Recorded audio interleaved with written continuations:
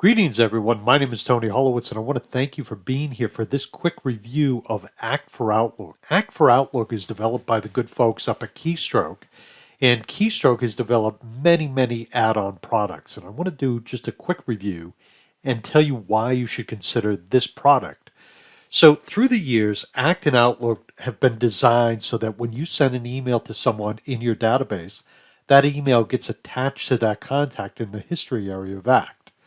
Also, if they send you an email, you want to have that email attached to their contact.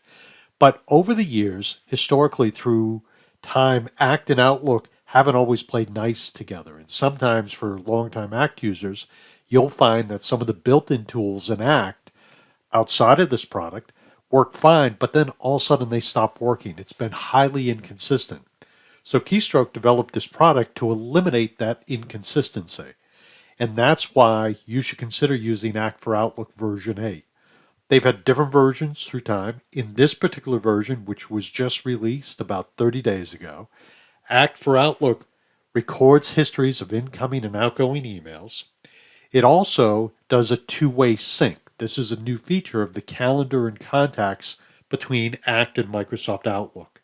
So this is a very inexpensive tool. It really works well.